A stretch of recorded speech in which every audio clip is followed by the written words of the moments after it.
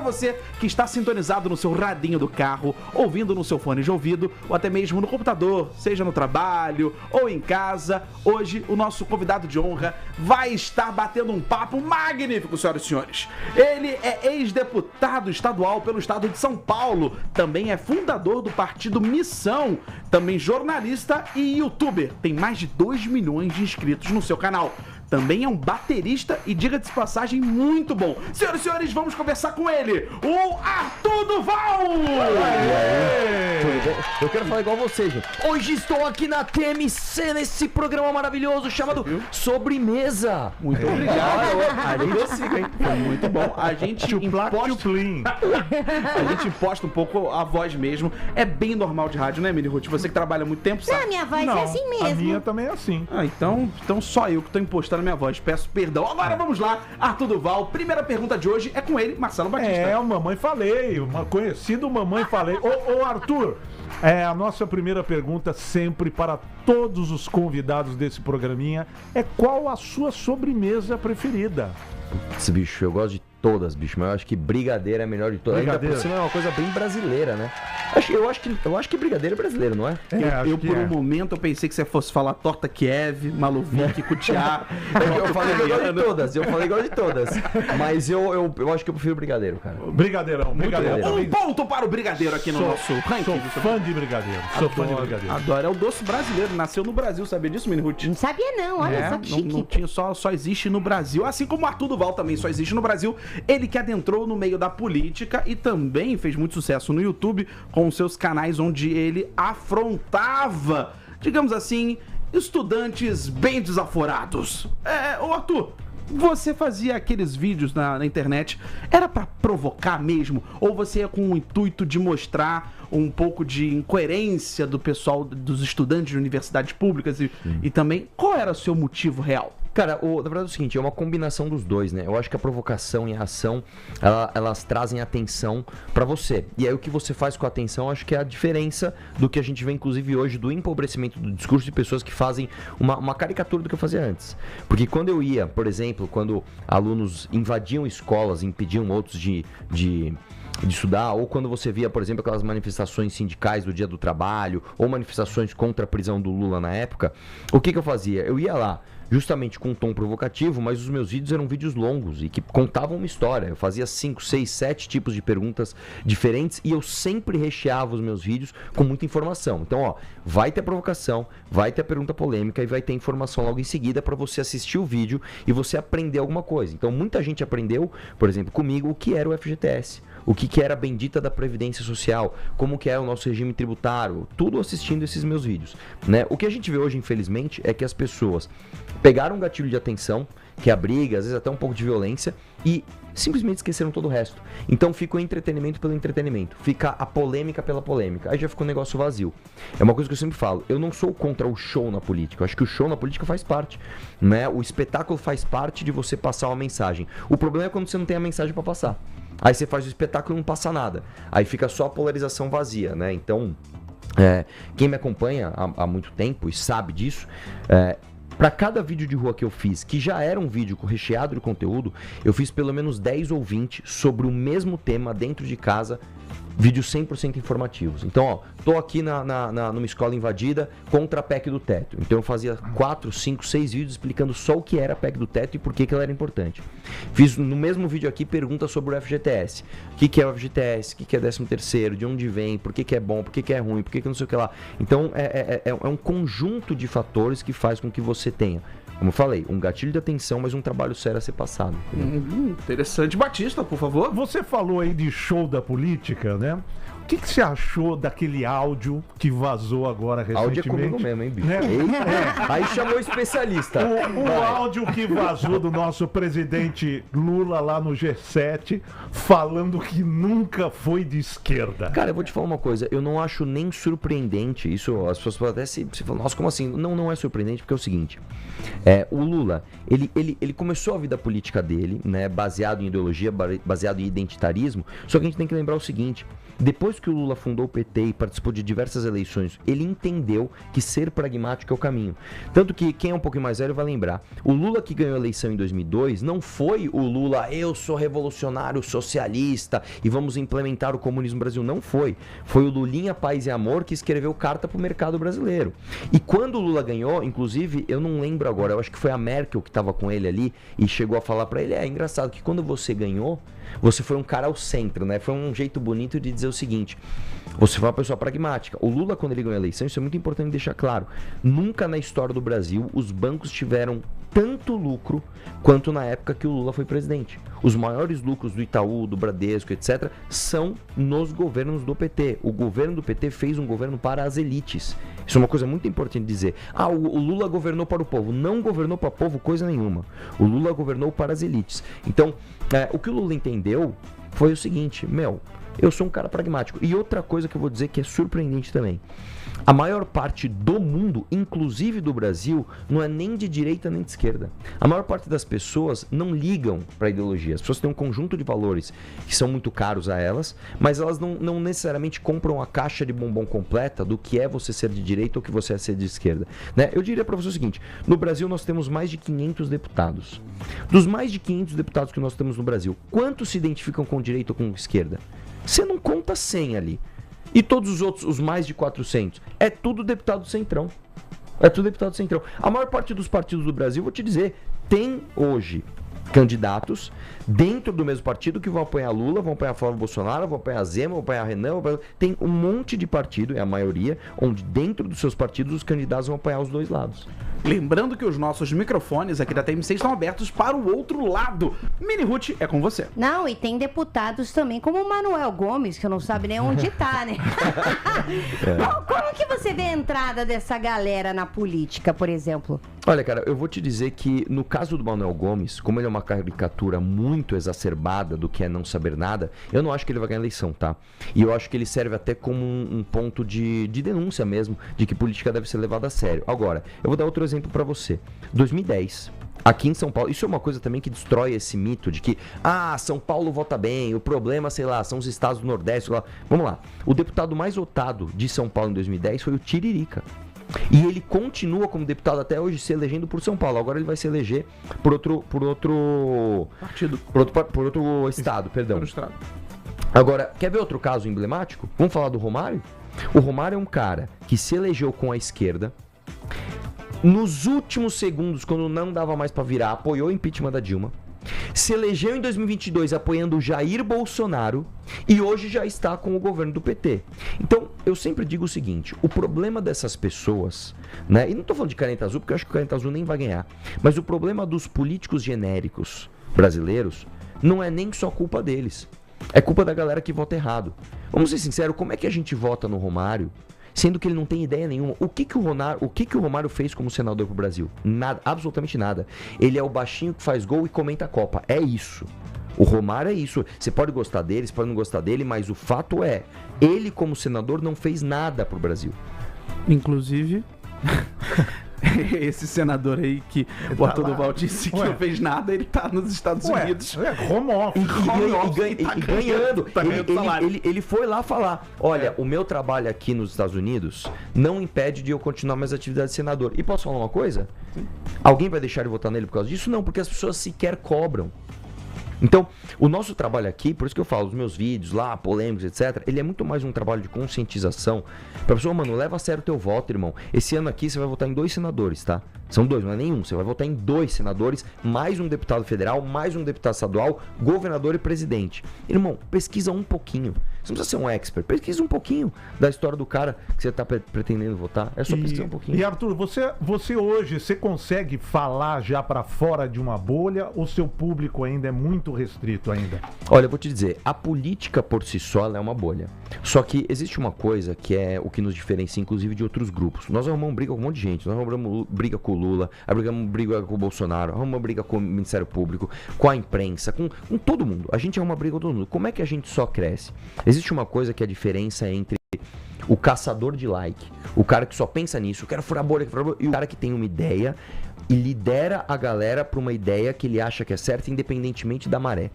O que nós fizemos ao longo desses mais de 10 anos de movimento foi entender o que estava acontecendo, ter uma opinião própria e formar uma militância.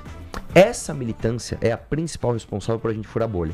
Então vou te dizer, geralmente, sei lá, a Dona Maria, que pouco acompanha a política, ela tá preocupada, sei lá, com outra coisa, tá preocupada com Copa, com Big Brother, com o trabalho dela, às vezes, sei lá, ela tem uma padaria, ela tá preocupada em fazer pão, ela vai ser influenciada por uma pessoa, às vezes da família ou da vizinhança, ou o que seja, que é muito engajado com política e que conhece o nosso trabalho.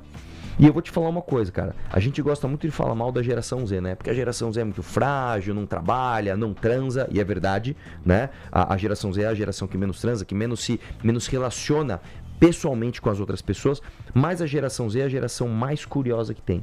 É a geração que ela não aceita resumo.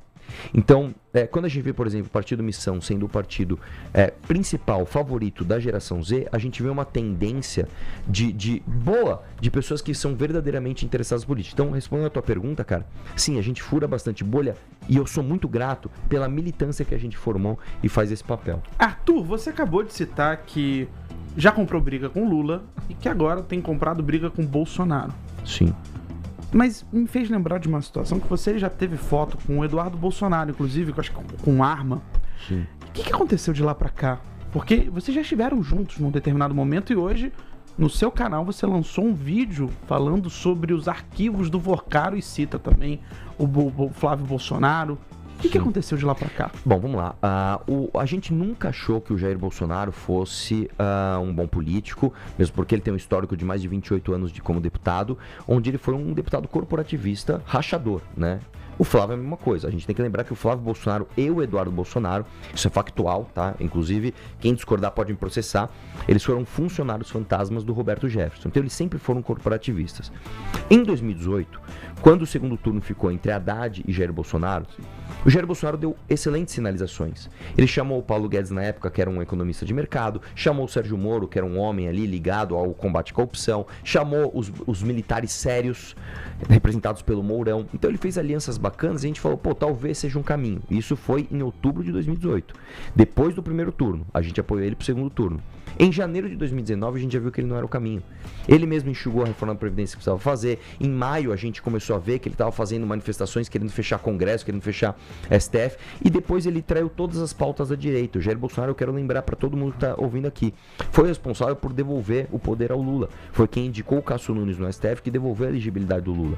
O Jair Bolsonaro, olha só, ele pegou uma emenda do Freixo, do PSOL, que transformava, né, o pacote anticrime do Moro, que era uma coisa bacana, em limitação de delação premiada e criação de juiz de garantias, privilegiando os corruptos, e sancionou unilateralmente, né? Então, o Jair Bolsonaro, ao longo do governo dele, ele traiu todas as pautas da direita, por isso, inclusive, que não conseguiu se eleger em 22. Não diz, teve fraude na urna. Não teve fraude na urna, coisa nenhuma, gente. Basta você sair e perguntar quantas pessoas você conhece que não votavam no Lula, mas em 2022 falaram, olha, cara, o Bolsonaro é tão ruim que eu vou votar no lixo do Lula. Agora, quantas pessoas você conhece o contrário? Que votavam no Lula e falam, não, esse ano eu vou votar em Flávio Bolsonaro. Não tem. Os caras conseguiram perder o próprio público, né? Então, e aí depois tentou fazer aquela palhaçada lá agora, de 22. Arthur, agora vamos supor o seguinte, o Renan, sim, o pré-candidato à presidência do seu partido, se ele fosse convidado pelo Flávio para ser vice, você apoiaria ou não? Mas de jeito nenhum. Tipo o que a gente viu aí que gritou Lula! Depois, hein? De jeito nenhum. Na verdade é o seguinte, a gente recebe vários convites ao longo desses 10 anos para se aliar a outros projetos e outros projetos que eram inclusive maiores do que o MBL. Durante muitos anos a gente recebeu esses convites e a gente nunca fez isso. A gente nunca abriu mão daquilo que a gente acredita, independentemente da popularidade. Eu quero lembrar o seguinte, quando a gente teve que apoiar PEC do teto, reforma trabalhista, né, reforma da Previdência, tanto do Temer quanto do Bolsonaro, que foram reformas impopulares, a gente foi lá falar que não era para fazer isso. Quer ver outro exemplo agora? A lei da misoginia, né? todo mundo da direita falando mal dessa lei. Aí o Flávio Bolsonaro vai lá e vota a favor, porque senão o PT ia bater demais. Nós mantivemos nossa postura. Nós fomos lá e falamos, não, nós somos contra isso. Isso aqui é um absurdo. Então, independentemente da popularidade de um projeto, a gente segue o que a gente acha certo. E é isso que essa coerência fez com que a gente sobrevivesse e crescesse ao longo desse tempo. E por que você é contra a lei da misoginia? Porque eu vou te falar uma coisa, cara. A definição de misoginia, inclusive na letra da lei, que inclusive já foi modificada. A lei original, ela já era ruim, né? Que era discriminação. Eu não lembro exatamente a definição, mas agora... Tinha algo assim, mas ela mudou. Ela tentou afunilar e ficar um pouco mais objetiva, mas ainda assim tá perigosa, porque ela diz o seguinte: você tem que punir penal. Então nós estamos falando de punir em termos penais, não em termos cíveis. Não é que, você desrespeitou a mulher, você vai pagar uma indenização. Não é isso. Você equipara ao racismo. E está se colocando isso na mesma prateleira da discriminação por cor. Ou seja, se você chamar um negro de macaco, é a mesma coisa, tem o mesmo peso que se você, e aí vem a letra da lei, desrespeitar uma mulher, desrespeitar a dignidade da mulher por ser mulher. A questão é, o que é desrespeitar a dignidade da mulher? O que é isso? Porque, por exemplo, se eu der a seguinte opinião: olha, eu acho que mulheres são menos aptas à atividade política. Você pode concordar ou discordar dessa opinião. Você pode falar, cara, sua opinião é uma opinião idiota. Ok, mas isso é uma opinião criminosa? A ponto de eu ser equiparado a quem chama negros de macacos, por exemplo? Eu acho que a questão é quando a gente propaga essa ideia como um discurso, como um pensamento, mas, como uma opinião. Por exemplo, o Romário, por exemplo, a declaração que ele deu recentemente lá com a Bárbara Coelho, que ele falou, se a gente pegar pessoas que não entendem nada de futebol, como você Sim. falou pra mulher, ele poderia, de repente... né? Vamos lá, o Romário ele foi extremamente grosseiro naquela fala. Ele foi um cara grosseiro. Eu acho que isso é uma coisa que as pessoas têm que entender. Quando você é contra a especificidade da lei em termos de criminalizar uma coisa, não significa que você é a favor daquela coisa. Então vamos lá. Sim. A grosseria, ela é algo desejável? Não, não é desejável. A gente não quer que as pessoas sejam grossas uma com a outra. Agora, você não pode criminalizar a grosseria. Sim. Porque se eu chegar e for um babaca aqui, vocês são mó idiotas e sair fora, não tem que ser Junta preso 10 por isso. ali da turminha, né? Exatamente. Então, nesse caso da misoginia, será que isso não caberia? E eu tô falando isso porque quando saiu a reportagem, quando saiu a lei original, cada pessoa interpretou de um jeito. Eu lembro que a reportagem do Fantástico começa com uma frase que eu vou lembrar exatamente qual que era, mas que não era o que a autora original do projeto de lei queria dizer. Eu não lembro agora, é só pegar a reportagem do Fantástico, mas eu lembro que era o seguinte. Ele falou, lembrei, a reportagem do Fantástico começava assim: você já ouviu um homem chegar pra uma mulher e falar, você tá muito irritadinha só por ela ser mulher? Peraí. Aí a autora da lei falou assim, não, peraí, cara, mas também não é isso.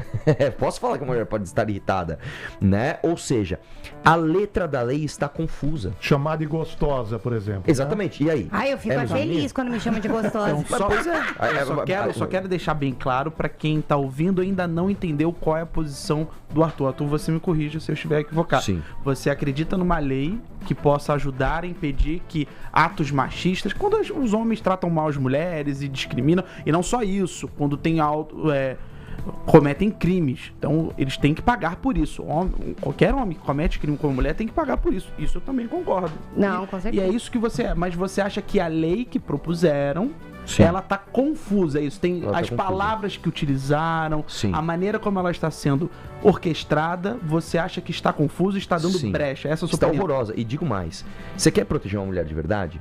Vamos fazer o seguinte, vamos pôr criminosos na cadeia e deixar eles lá? Porque as mesmas pessoas, tipo Tabata Amaral, que ela é relatora, se não me engano, do projeto da misoginia agora na Câmara, porque ele passou no Senado, gente. Então agora ele foi pra Câmara, e na Câmara tem uma nova relatora, que é a Tabata. A Tabata Amaral, que diz ali que protege as mulheres, quando veio o projeto de lei para aumentar a pena de crime hediondo, ela passou pano junto com os caras, Maria do Rosário, o PSOL, que votaram contra. Então, pera lá, deixa eu entender. Se o cara é um estuprador e hoje ele tem o benefício da saidinha, olha que absurdo, a gente teve casos, eu tô falando casos reais, de estupradores que saíram na saidinha e estupraram outras mulheres. Então, estas pessoas acham que esse cara tem que continuar aproveitando a saidinha. Aí ela vem me dizer agora que ela quer proteger as mulheres com um projeto de lei absolutamente subjetivo. Isso está errado. Você quer ver outra coisa? Quando Kim Kataguiri, deputado da Missão, aprovou uma lei que aumenta a pena para roubo, furto e receptação, por exemplo, de celulares roubados, essas pessoas votaram contra. Então, peraí, deixa eu ver se eu entendi. Você tá fingindo que você quer proteger mulheres porque o discurso é bonito. Sinalizar virtude é a coisa mais linda. Ai, tô muito preocupado para proteger as mulheres. Agora, na hora de votar para deixar vagabundo na cadeia, você não vota? Então, pera lá. Você quer a maior proteção de uma mulher? Ela sair de um ônibus às 11 horas da noite, que saiu do cursinho, e saber que ela vai poder andar até em casa sem ser assaltada no meio do caminho. Isso é proteção. Sim. Vamos fazer o seguinte, vamos construir um presídio igual o Secote lá em Salvador e pôr um monte de vagabundo do Comando Vermelho do PCC lá dentro? Aí, beleza. El Salvador. É o Salvador, isso. Porque pode ser que a pessoa tenha achado que agora em Salvador tem um presídio desse. Quem dera. Bukele. Mas- É o Bukele. Mas falando em direitos das mulheres, você concorda com a Erika Hilton sendo presidente da Câmara? Olha, eu acho... Da comissão. eu das mulheres. acho o seguinte, a Erika Hilton, ela chamou as pessoas que não concordam, inclusive mulheres cis, de imbecis. Mas então, eu não preciso nem dar a minha opinião, porque ela própria se colocou contra as mulheres cis. Então, se você não é uma mulher trans, ela automaticamente te chamou de imbecis. Eu vou te falar uma coisa, se eu, Arthur Doval, dou a mesma declaração que a Erika Hilton e o PL da misoginia já está valendo, eu vou preso. Se eu chego aqui e falar assim, mulheres cis são todas... Se eu chegar aqui e falar assim, todas as mulheres são imbecis, eu saio daqui preso. Então, por que a presidente da Comissão das Mulheres, que é um homem... A Erika Hilton, certo? E eu posso falar isso, segundo o Gilmar Mendes, inclusive, que transitou em julgado uma ação de uma feminista que falou que ela era um homem, eu posso dizer isso, a Erika Hilton é um homem, tá? Por que ela pode dizer isso? E, novamente, eu não quero ser grosseiro. Se a Erika Hilton estivesse aqui, eu não ia usar o pronome errado, porque isso é uma forma de grosseria com essa pessoa. Se a pessoa se identifica como mulher, tudo bem, cara, seja bacana com ela. Agora, a minha oposição à Erika Hilton não vem nem da questão dela ser uma mulher cis ou trans, não é isso. A minha oposição à Erika Hilton significa que as ideias dela estão erradas. As ideias dela partem de preconceitos. É isso. Lembrando que os nossos microfones estão abertos para todos os citados aqui nessa entrevista e a TMC disponibiliza o seu espaço para dar a sua voz. Muito Agora, bem. Arthur, uma dúvida. Você disse que o Missão, o partido que você é um dos fundadores, Sim. ele é o primeiro partido de direita do Brasil. Sim. Confere? Confere. Perfeito. Agora eu gostaria de saber de você, na sua humilde opinião, qual pauta da esquerda você acha que deveria estar introduzida no Missão? Ou até mesmo uma pauta que você ache muito válida? Olha, novamente, as pessoas gostam de dividir as coisas entre direita e esquerda. E, na verdade, a gente não deve ficar comprando essa caixa de bombom com todos os atributos de um ou de outro. Então, eu vou dar um exemplo para você de como as coisas são confusas no Brasil. Eu sou a favor, por exemplo, da gente ter um projeto de industrialização nacional, né, onde a gente tem uma indústria forte, para que a gente desenvolva os nossos produtos e a gente possa competir com o resto do mundo. Isso é um projeto de direita ou de esquerda? É confuso dizer, porque o Enéas defendia isso e ele era considerado de direita. O Ciro Gomes defende uma parte desse projeto, não do jeito que a gente acredita, mas ele é considerado de esquerda. O Aldo Rebelo defende algo parecido. Então, eu acho que a gente tem que se desprender muito do que é o rótulo, porque se você for comprar todo o rótulo, ser de direita é quase que uma coisa pejorativa no Brasil. As pessoas acham que ser de direita é ser contra casamento gay, é ser, sei lá, contra o aborto e ser super religioso, e às vezes não é isso. Ser de esquerda também, eu acho. As pessoas também acham que ser de esquerda... então peraí, ser de esquerda é a favor do Lula, é a favor de, sei lá, favor do de aborto crianças também. trans. Sim. Também não, cara. Eu tenho diversos amigos de esquerda, né, que são mais... A humanidade é complexa. Nós somos pessoas complexas. A gente não pode ficar se resumindo nessas coisas. E digo mais, tá? A pessoa que vem aqui e apoia todas as suas convicções num pilar ideológico, olha, eu sou de direita porque... Pode ver, essa pessoa é uma pessoa vazia. Se você complicar um pouquinho o debate, se você trouxer uma nuance, o cara se atrapalha. Né? Então, eu acho que assim, a gente tem que apoiar as pautas. E isso não é ser isentão. Eu tenho opinião sobre um monte de coisas. E opiniões polêmicas. A questão é que eu não vou ficar dividindo as coisas em rótulos e simplificando as narrativas, entendeu? E, Arthur, você falou, a gente tá falando de direita e esquerda. Você não acha que a direita tá se pulverizando muito nessa eleição? É Caiado, é Flávio, é Missão, enquanto a esquerda tá concentrada ali em torno de um único nome para a próxima eleição? Na verdade, existe um mito de que a esquerda ela é paz e amor, tá? E não é, tá? A verdade é que essa esquerda se mata. A diferença da direita para a esquerda hoje no Brasil é que enquanto muitos agentes de esquerda, como por exemplo a Marina Silva, se ajoelharam ao Lula, porque eu vou dar um exemplo para você. Em 2010, se não me engano, ou 2014, a Marina Silva chegou a ter 11% das intenções de voto para presidente à esquerda, a revelia do Lula. Sabe o que o Lula fez na época? Começou a movimentar a máquina petista para falar que a Marina Silva era a candidata dos bancos, que ela queria que as pessoas passassem fome para os bancos terem mais lucro. O Ciro Gomes, que chama o Lula de corrupto há décadas já, todos eles, a própria Simone Tebet também, se ajoelharam ao projeto do PT. A gente, a direita, não vai fazer isso com o nome do Bolsonaro. A gente não vai fazer isso. Vamos ser sinceros aqui. O Caiado e o Zema fazem oposição ao Flávio Bolsonaro? O Flávio Bolsonaro foi visto, tá, visitando o vagabundo do Vorcaro depois dele ter sido preso.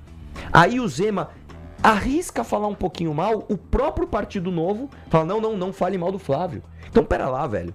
Na direita, está acontecendo algo parecido com a esquerda, que é, as pessoas querem ficar no guarda-chuva do Flávio. Nós não. Nós não vamos fazer isso. Eu vou bater em vagabundo, seja ele de direita ou de esquerda. Então, por isso que eu falo que a Missão é o único partido de direita, porque é o partido que verdadeiramente não passa pano, tá? Para quando um cara popular que se diz de direita, começa a aprovar um monte de coisa de esquerda. Acabar com a Lava Jato, apoiar um monte de político do Centrão. O Ciro Nogueira, envolvido até o pescoço com o escândalo do Vorcaro, ele vem de onde? Ele vem do governo Bolsonaro, cara. Ministro do Bolsonaro.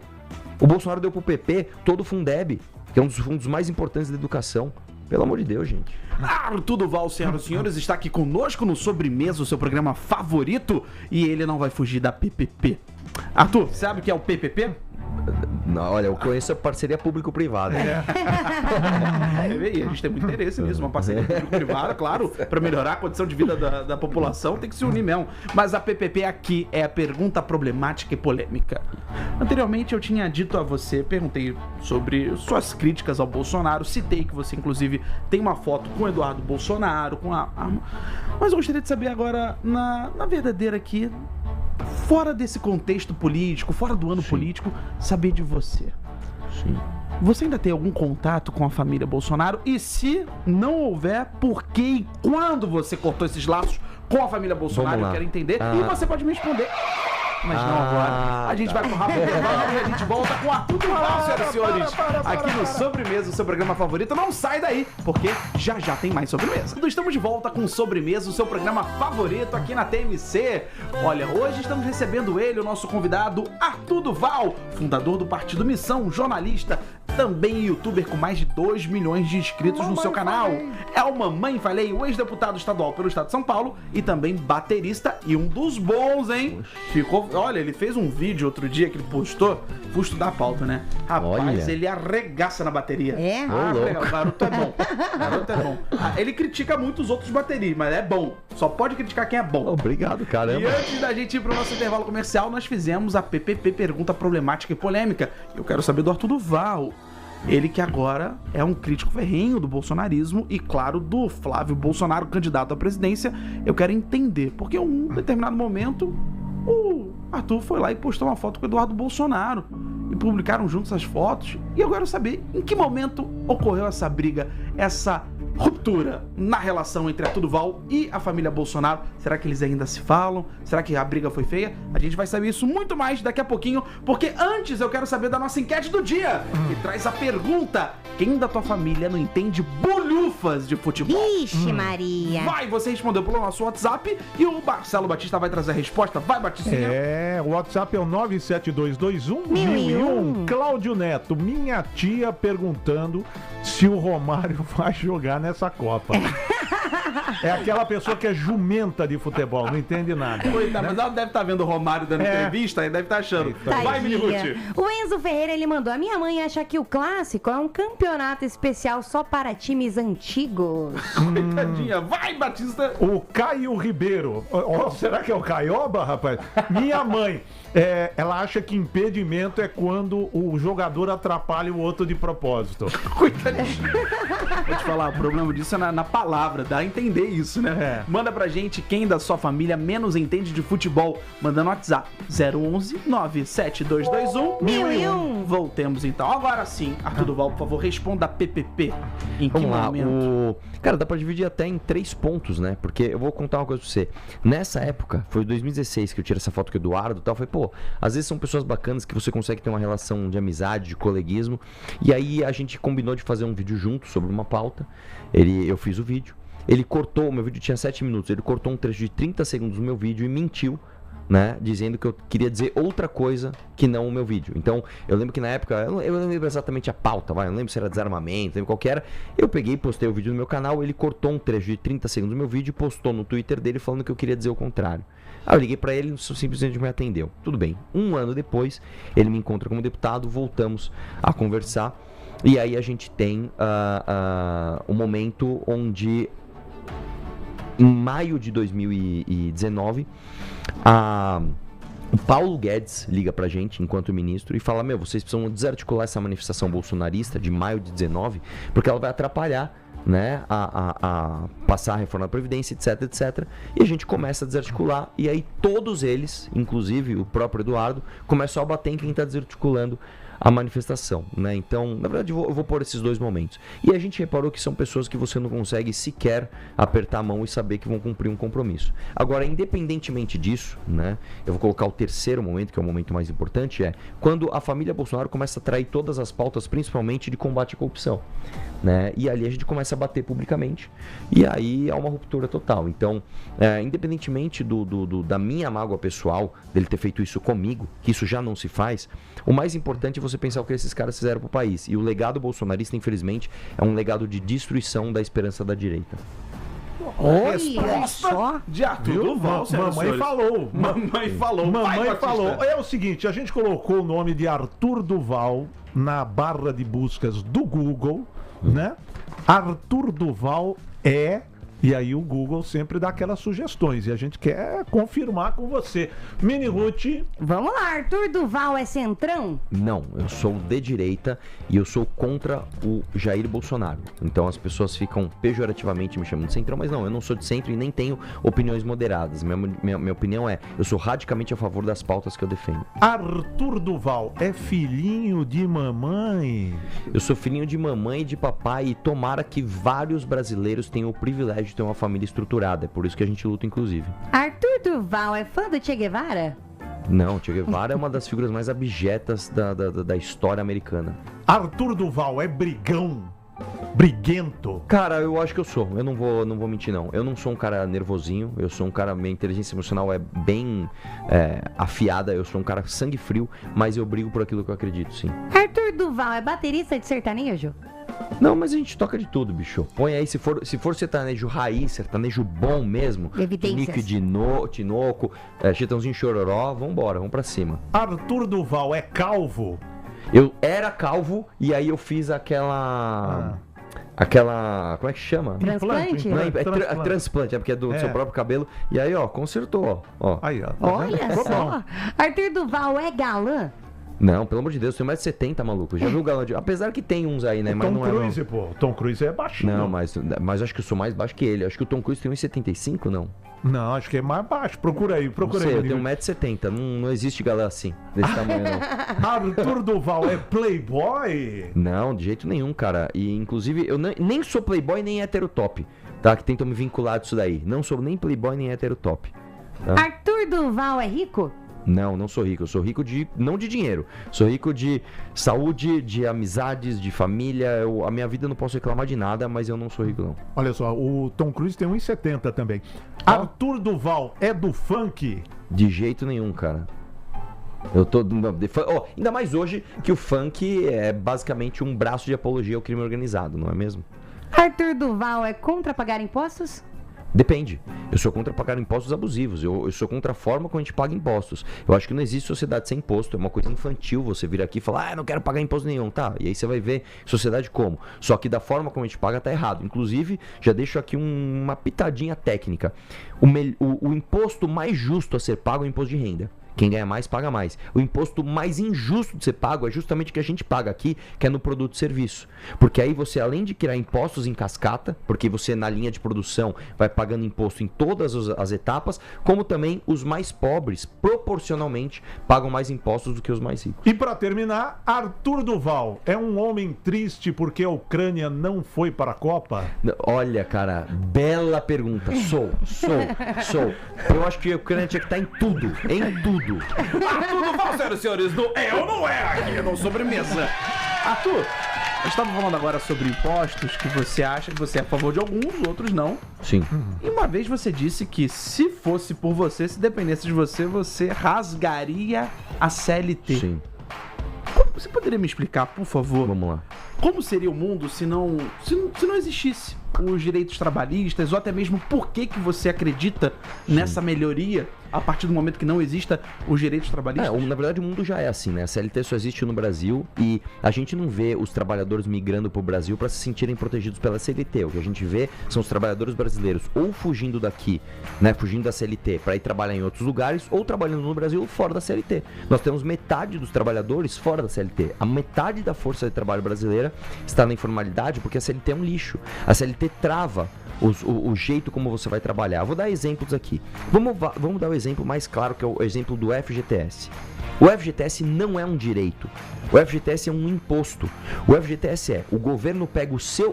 Presta atenção. FGTS não é dinheiro do patrão. FGTS é dinheiro do trabalhador. Ele tira o dinheiro do trabalhador, não devolve, e quando devolve menos do que a inflação. Isso é imposto, cara. Eu tiro R$100 do teu bolso. Daqui um ano, esses R$100 deveriam ter virado 110. Eu te devolvo 103. Eu te roubei R$7, brother. É isso que é o FGTS. Isso é um dos exemplos. Então quer acabar com o FGTS? Quero. O FGTS tem que ser depositado diretamente na conta do trabalhador. Quer ver outra coisa? Vamos falar de 13º? 13º não é um salário a mais, gente. 13º é 1/12 a menos todo mês. É uma conta simples, tá? Então por que você não recebe 1/12 todo mês a mais? Pronto. Quer ver outra coisa? Vamos pegar, por exemplo, horário de trabalho. Você é um profissional de TI. Tem vezes que você vai ter que trabalhar domingo de manhã. Tem vezes que você vai trabalhar terça, 2 horas da madrugada. Não, você não consegue ser contratado assim porque a CLT te trava. Então, a CLT no Brasil é um lixo. Como que a gente deveria regular nossas relações de trabalho? Como o mundo regula? Número 1, salário mínimo por hora. Regulação de remuneração por hora, número 1. Número 2, regulação de jornada. Você não pode trabalhar, 24 horas por dia sem folga. Não, você tem que ter uma regulação de jornada e uma regulação de folga mínima. É isso. O mundo inteiro faz contrato de trabalho. O Brasil faz CLT. Resultado, as melhores mentes do Brasil vão para fora e quem tá aqui dentro ainda escolhe sair da CLT. E aproveitando só pra gente terminar, é escala 6x1, Sim. Né? Você é contra, a favor. E essa retirada do caráter de urgência da votação, você acha que foi uma jogada política? Claro que, gente, do governo? escutem só. O governo Lula não vai magicamente tirar um dia de trabalho seu, te dar um dia de folga e manter o seu salário. Isso não existe. Então você é a favor da escala 6x1? Não. Escala 6x1 é uma porcaria. É uma merda. Escala 6x1 é horrorosa. Dito isso, como você acaba com a escala 6x1? Com concorrência, com indústria, com trabalho, com qualificação. É assim que você acaba com a 6x1. Não com uma PEC mágica da Erika Hilton, que é uma fantasia que viaja que a gente vai conseguir terminar com ela, porque nós não vamos. Eu vou dar um exemplo pra você. Uma pessoa que trabalha até 50 horas semanais, isso é dado de pesquisa, tá? Ela, a partir das 50 horas, ela começa a cair sua produtividade. O mundo, então, regula para você ter menos de 50 horas semanais de trabalho. 48, 46. No Brasil já é 44. Tudo bem. Eu tenho duas opções. A primeira opção é te falar real. A segunda opção é você ser populista. Vamos supor que você tem uma loja no Brás. A sua loja abre de segunda a sábado. É você e mais um funcionário. Aí proíbem a escala 6x1, proíbem 44 horas semanais. Você só tem duas opções. Você manda o teu funcionário embora e contrata outro na informalidade, que ele vai trabalhar o dia que esse formal não vai trabalhar. 2, você fecha a tua loja no sábado e aí os grandões vão gostar, as lojas do shopping que tem dezenas de funcionários vão gostar, porque é menos concorrência naquele dia. Ou 3, você quebra.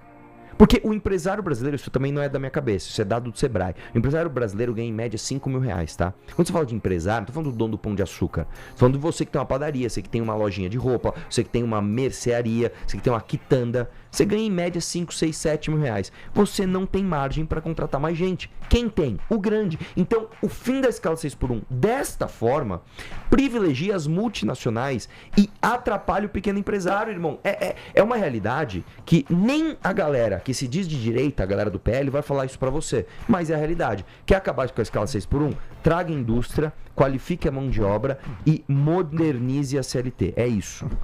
Palavras de Arthur Duval, senhoras e senhores. Por favor, Batista. Oi. Quando a gente disse que o Arthur Duval estaria entre nós, algumas pessoas ficaram bem animadas, não? Bem animadas. E mandaram até mensagem pra gente. Inclusive, uma dessas mensagens foi em relação aos vídeos que o Arthur Duval já participou. Miniguti, você já viu ele contra 20 outras personalidades? Ai, eu já vi. Sim. Esses vídeos são maravilhosos. 30 contra Foi 1. babado. É 30, É eu vi 30 uns que é contra 1. 20 contra 1. Não, mas o mais famoso é 30 contra 1. 30, você participou de muitos, né?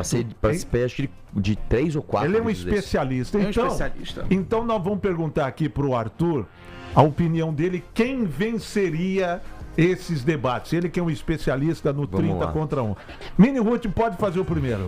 Um caminhão versus 30 bolsonaristas. Nossa, com certeza o caminhão não ganharia. Vencer Bolsonaro é a coisa mais simples do mundo, velho. Um CLT versus 30 esquerdistas. Com certeza o CLT, velho, porque o CLT tem a experiência e ele tá tentando fugir dessa regulação horrorosa. Uma conta de bar contra 30 feministas. Nossa, essa é boa, hein? Não sei, quem sai ganhando nessa é o Caio Castro. Né? Ah, é? Você é Tim Caio Castro, você ou Eu não? não, eu sou meio escroto, né? A galera fala, você é escrotão, mas eu sou ainda a moda antiga. Você eu é busco em beta. casa, levo em casa, pago conta, fico gadeando, porque Tá eu em acho que a pauta mulher isso tem que ser aí, tá em conquistada. pauta. Falar, a nomenclatura disso pros dias atuais é beta. Você Pode é me chamar de velho. betinho. Eu sou um é gado, eu sou trouxa. um gado da mulherada. Gado. Não, mas eu te entendo que eu também sou assim, mas eu faço só com a minha mulher, tá, Chulô? Entendi. Não, vai, próximo. Atenção, um Arthur Duval versus 30 ucranianos. Puta, aí eu perco na hora. Se eu vejo uma, eu já fico louco, imagina 30. Mas você falou ucranianos ou ucranianas? Ucranianas. Ah, Ucranianas. Um Neymar versus 30 lesões. Nossa. Pô, ele não tá ganhando nem de uma, né? Dirá de 30. Um Ed Mota versus 30 rolha. Nossa, scooby-doo, down, down. A rolha ganha, cara. A rolha ganha. Um Bolsonaro versus 30 Xandão. Ah, Xandão não precisa nem de 30. Você pode pôr 30 Bolsonaros contra um Xandão que o Xandão derrota todos. Porque, infelizmente, pra derrotar esse projeto de ditador, que é o Alexandre de Moraes, você precisa de pessoas com coragem. Não um cara que vai lá... Ó, isso aqui, se eu puder só me estender, vou lembrar duas coisas pra você, tá? Coisa número 1. 7 de setembro de 2021, Bolsonaro na Paulista. Esse presidente não mais respeitará ele, tá ok? As decisões do Alexandre de Moraes, aí, pô. Pede pra sair, e todo mundo, Dia seguinte, ele liga pro Temer, ô Temer, resolve aí, por favor, aí, pô. E aí ele faz uma carta pro Xandão, chamando ele de grande jurista e dizendo que são divergências, que ele falou besteira no calor do momento. Esse é o primeiro fato. Fato 2. Não, porque o Alexandre de Moraes, Bolsonaro na frente dele, cara a cara. Você não quer ser meu vice aí, pô? Então, seja homem. Eu tenho coragem de vir numa rádio e falar o seguinte, irmão. Eu só vou parar o dia que o Alexandre de Moraes estiver preso ou eu estiver preso. Um dos dois vai estar preso. Ou eu ou o Alexandre de Moraes. Então, ou o Alexandre de Moraes me prende, ou o nosso partido vai chegar ao poder e vai prender o ditador Alexandre de Moraes. Ó, Lembrando bateu que- na mesa, hein? Essas são as opiniões de Arthur Duval, o ex-deputado estadual pelo estado de São Paulo, também youtuber e também baterista, senhoras e A senhores. imitação é muito boa, tá ok? Eu ia falar isso. O que mais me impressionou de toda a sua fala foi a imitação do Bolsonaro. Você poderia Chega. de novo, por favor? Ô, garoto, você aí tá pedindo demais aí, tá ok, pô? Põe uma rachadinha aí na mesa aí que a gente conversa aí, tá ok? Muito bom. Arthur, queria fazer um momento fofoca. Pode Diga. ser? Manda. Um momento assim, vamos conversar de boa entre amigos. Esquece sim. errado, ninguém tá ouvindo a gente. Irmão, se tem coisa Se vazada quiser- é comigo mesmo, vai.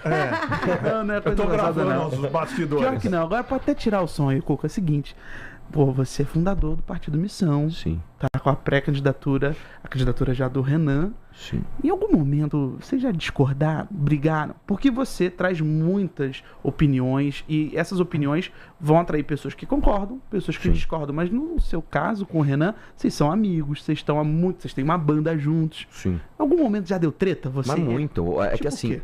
o lance é o seguinte, cara. Quando você se sente parte de uma família, não é que as discussões não ocorrem, mas as linhas não são cruzadas. E existe uma coisa que é o seguinte: diferentemente de outros projetos, que são agremiações de projetos individuais, ali não tá cada um pensando no seu e de forma mercantil negociando como você vai individualmente ganhar sobre aquela relação. É como uma família mesmo. Nós todos estamos comprometidos com o projeto. Então, é uma coisa até bacana porque você não exige até aquelas formalidades que você tem com quem você é colega. Por exemplo, quando eu encontro o Renan, eu nem falo oi. Sério? Quando eu encontro o Kim, não tem essa. Oi, tudo bem? E aí, como é? Não tem essa. Ele é meu irmão, cara. Fala. É igual encontrar o Kim, igual encontrar meu pai, igual encontrar... É como se a gente tivesse o tempo todo junto. Eu não mando pra ele, bom dia, Renan, tudo bem? Não tem isso. Quando a pessoa de alguma coisa, eu já mando direto. Ô, meu, fala tal coisa, ou faz tal coisa. Porque é uma coisa muito forjada através de dificuldades, cara. É como se você tivesse estado numa trincheira durante 10 anos com um cara apanhando tudo quanto é lugar e de repente vocês veem um momento de puta, nosso exército tá ganhando. Não existem como eu falei, as formalidades e os ritos de coleguismo. Não existe isso, né? Então, claro que a gente discorda. O MBL são várias pessoas pensando e cada um da sua forma, né? Nós temos até jeitos pessoais muito diferentes. Só que a beleza da coisa é que todos nós estamos comprometidos com uma causa. Então, vou dar um exemplo. É que eu e o Renan, a gente é muito parecido, né? Em termos de comportamento, a gente é ousado, a gente gosta das mesmas coisas. Mas, por exemplo, o irmão do Renan, que é o Alexandre, ele é um cara bem diferente de mim, né? E a gente se dá super bem. Você pega, por exemplo, sei lá, deixa eu pensar aqui, o Guto, por exemplo. O Guto é bem diferente de mim. E a gente se dá super bem. Então, é uma coisa diferente. E quem chega perto do projeto, quem cruza essa linha de chegar perto e conhecer a gente no pessoal, na convivência, cara, se encanta. Né? Tanto que, como eu falei, ao longo do tempo, cara, a nossa coerência, o nosso jeito de ser tem encantado cada vez mais pessoas. Qual foi a briga mais boba que vocês já tiveram? Cara, Foi por mulher? Não, mesmo porque nesse aspecto... Não, a gente tem gosto parecido, sim. Nós dois gostamos de ucraniano. A briga mais vezes que eu tive com o Renan, inclusive eu vou zoar ele aqui, ó. Uma vez... Uma vez eu tava devendo um dinheiro pra banda, né? A gente foi e fez um... Eu lembro que era um ensaio no estúdio, tinha que pagar. Fizeram uma rachadinha. A gente teve que rachar um estúdio de banda. E aí veio um cara me cobrar. Um cara lá do MBL me cobrar. Eu peguei e mandei o vídeo do grupo. Pô, mano, o cara tá me cobrando aqui, ó. Vai se ferrar. Pega da minha reserva, que tinha uma reserva lá. E deu uma zoada. Mano, o Renan, ele tava no dia que ele tava estressadão. Entendi. Entrou na sala putaço, me xingou, bateu na mesa. A banda acabou, isso que lá. E saiu do grupo. Aí deu 2 dias, ele voltou. Nada a ver, mano. Você se considera da fatia honesta da direita. Você acha que na esquerda também existe essa Claro que fatia? existem. Claro que existem. Eu conheço deputados, por incrível que pareça, eu conheço deputados que são até do PT e são honestos. Né? É que as pessoas... Se até são as daí. eu posso dar nomes time aqui. de piada, assim. Não, mas não é real. Eu vou dar exemplo pra você. Tem um cara que foi deputado comigo, deputado estadual, chamado Paulo Fiorilo. Eu tenho certeza que ele não rouba um centavo. É um cara honesto. Ele está dentro de um projeto criminoso de poder que eu optei? Está. Não porque ele está levando vantagens pessoais, mas porque ele acredita no projeto, infelizmente. Partido político não define caráter de ninguém, tá? Isso é bom você lembrar quando você falar, não, mas ele é de tal partido, ele com certeza é uma pessoa... Não define caráter de ninguém. Todo partido político tem seus representantes e confie naquele que você achar que realmente mereça a sua confiança, o seu voto. Agora, infelizmente, a gente vem chegando pro final do nosso programinha de Meu Deus, mas não sem antes de agradecer a Arthur Duval.